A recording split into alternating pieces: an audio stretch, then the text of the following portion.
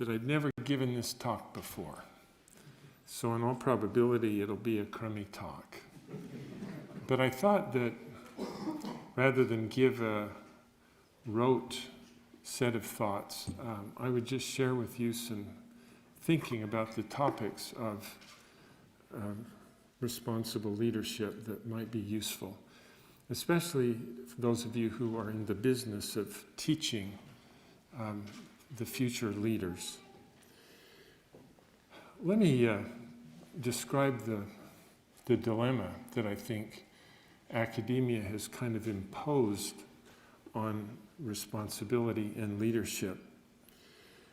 A good friend of mine was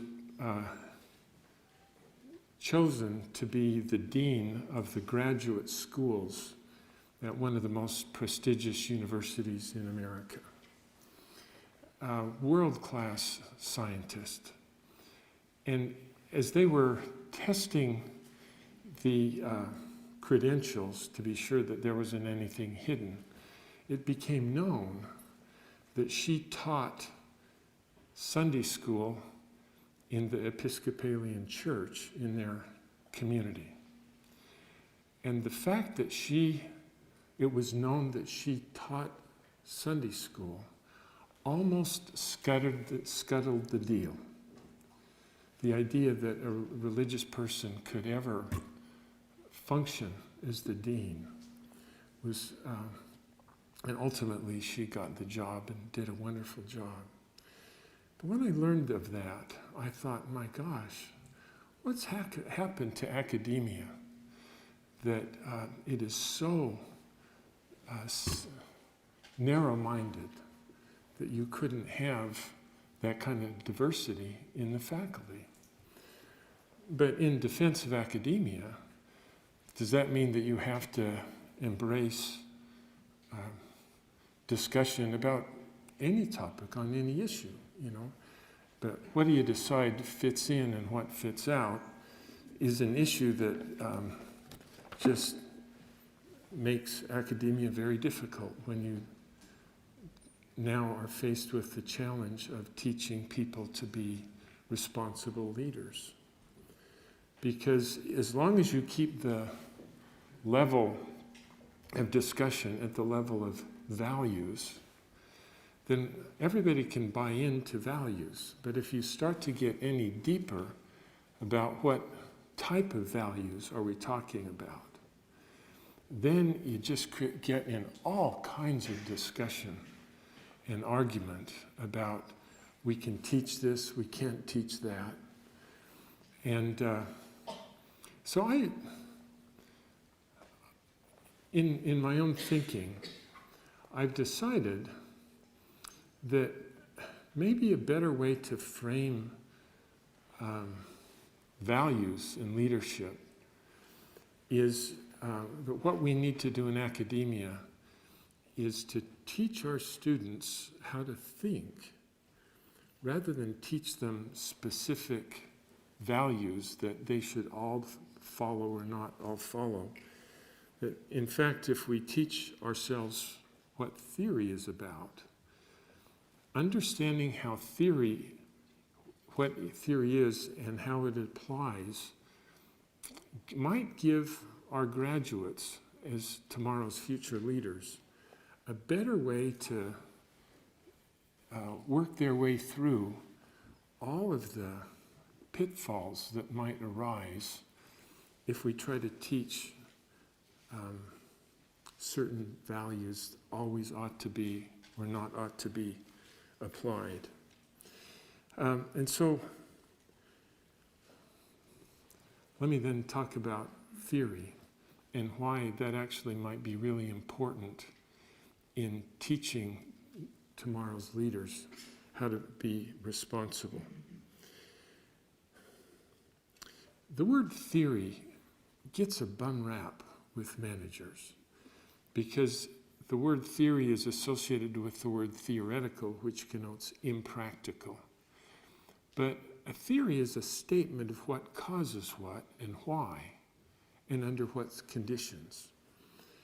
And when you think of a theory in those terms, it turns out that managers are voracious consumers of theory, because every time they make a decision to take an action, it's predicated upon a theory in their minds that if I do this, I'll get the result I need. Every time a manager puts together a plan, it's predicated upon one or more theories that if we do these things, we'll be successful. And so managers really truly are voracious consumers of theory. And the problem, of course, is a lot of times they don't know the theories that they're using, and they sometimes use crummy theories. So let me describe how a theory is developed to get a sense for why being a good theorist might be useful for a leader, and in fact be flexible enough to deal with some of the problems that otherwise we get killed by. If you go back into the Middle Ages, there was a long effort that lasted hundreds of years to research flight. And the question was, is it possible that mankind ever might be able to fly? So the way they approached it in the Middle Ages was they collected a lot of data. And they observed that almost everybody that could fly had wings and feathers, and those who can't fly don't. And there were a few exceptions. So ostriches had wings and feathers and couldn't fly. Bats had wings with no feathers, and they flew very well. And flying squirrels had neither, and they got by. But the correlation between the attributes of wings and feathers and the propensity to fly, the R-squared was so high that researchers of the day would fabricate wings, stick feathers on them, strap them on, bulk up, go up to cathedral spires, jump off, and flap real hard. And it just didn't ever seem to work. And for centuries, they would criticize those that killed themselves by saying, well, they just had bad wing designs, or they didn't bulk up enough, or didn't flap hard enough. But they kept killing themselves. And then Bacon, in 1285, published a very important theory, where he essentially said, you guys got the categories wrong. It's not wings and feathers and no wings and feathers that decides the outcome. It is solid versus hollow bones. Turns out that those who can fly all have hollow bones, and those who had solid bones can't. And bad news for humanity, you have solid bones, therefore you can't. But then he thought, or proposed a bunch of machines that could flap their wings, and maybe there was hope for man after all. Well, then Daniel Bernoulli came along in the 15 or 1600s through his understanding of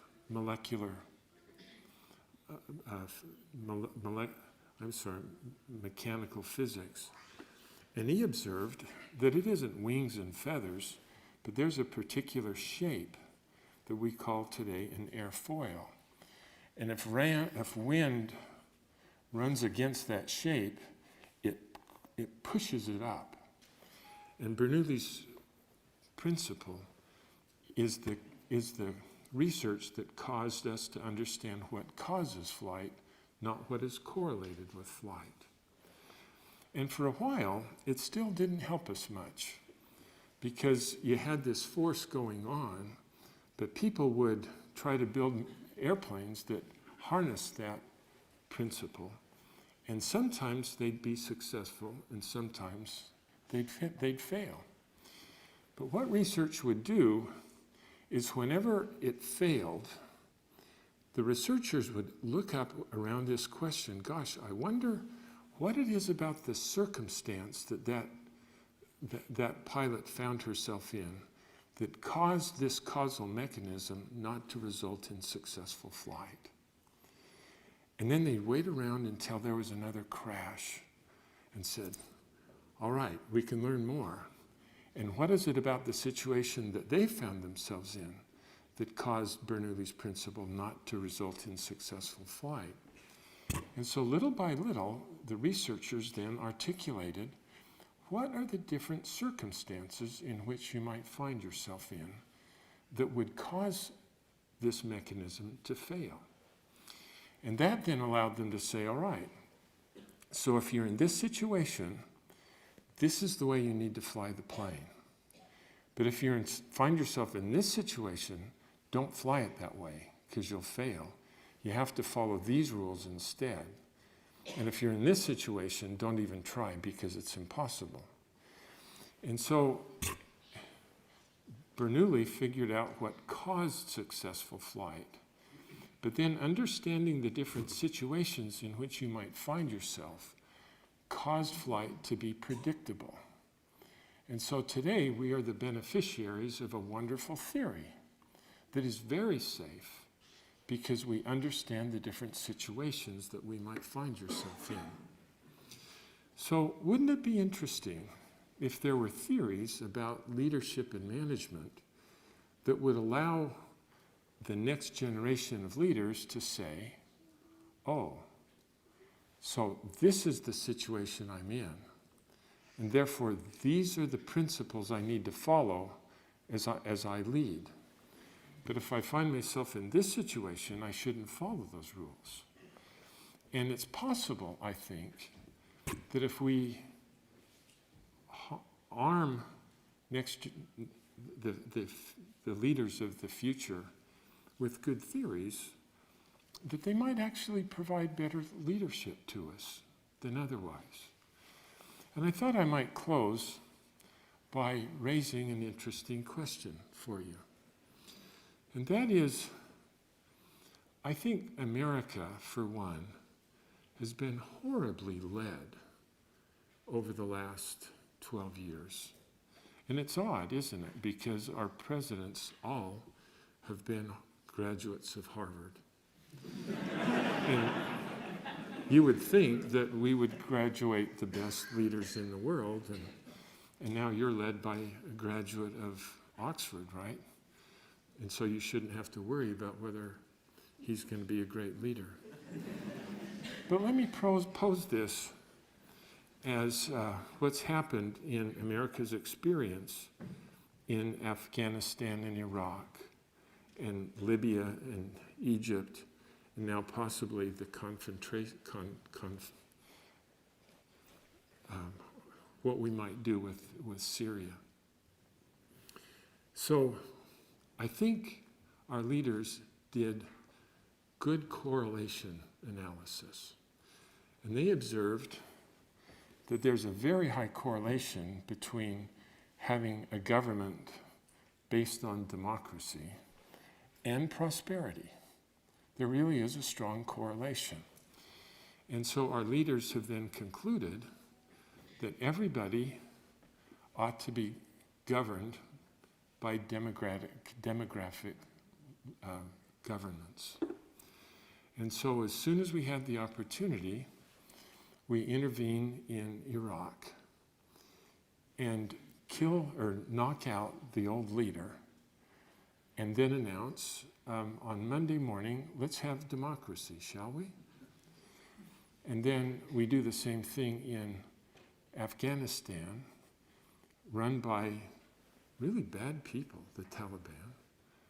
And so we do our best to get rid of them and announce, why don't we have democracy here starting on Monday?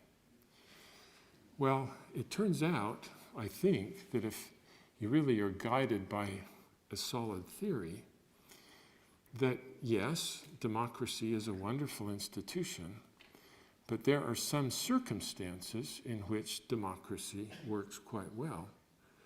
But there are other circumstances in which democracy actually doesn't work. And it turns out that there's no evidence that our leaders asked that question. Rather, we saw a correlation between these two, tried to impose democracy, But the circumstances in which you might find yourself in are democracy actually is designed so that you can't catch most criminals. It's predicated upon people under democracy to step forward and voluntarily choose to obey all of the laws. And democracy works because people choose to obey even unenforceable laws. And because we voluntarily choose to obey the laws, democracy works. But if you look in situations where people actually don't believe that they will be held accountable for following unenforceable laws, democracy actually doesn't work very well at all.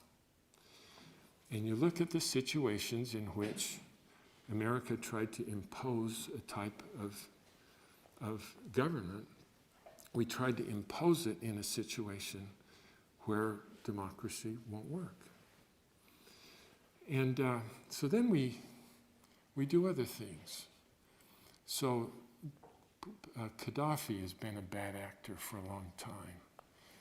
And so as momentum builds up through the Middle East, CNN, which really dictates our foreign policy, builds enough momentum around Gaddafi where there was enough movement that we got to get that actor out, so we killed him. But then we never asked another question, and that is, what happens if you take the leader out and there's nobody behind that person to take charge? And it turns out that people who have been in power for a very long time get their power by killing all the people underneath them. And so you take out Gaddafi, and then the Americans say, oh, sorry, we've got to watch our children, because you can do this by remote, you know. I'm going to watch our children's football game, and I'm sure there's somebody in Libya that can take charge. And we never thought about that there are two different situations. You know, there's one situation where there's a leader, and then there is another cadre of people who are ready and willing and capable to take charge. But there's another situation where if the leader goes, there's actually nobody to take charge. And so America essentially plunged Libya, and before that Haiti, into chaos because there isn't anybody in charge. So, I mean, we didn't come here to analyze our foreign policy, but I raised it because here we have our leaders, well educated, and now we face Syria, where this guy clearly is a bad actor. I mean, what a horrible person to gas thousands of children. So what should we do? Well, without thinking about what's the theory involved and what circumstance are we in, and given the circumstance that we're in, what would be a stupid thing to do versus a better way to approach it? I just worry that we have leadership that don't know how to think. And so I just wanted to offer this as an academic who has some responsibility to teach the next generation of leaders, that if we try to teach them the detail of all of the values that you need to keep with themselves at all times in order to be a good leader, maybe we would give them better tools to wield if we teach them what good theories are. Because anytime they try to act in one way or another, they're using a theory. And maybe that's the way we need to influence them. So I've just been thinking about this, and I hope that it might give us something to argue about as this hour progresses.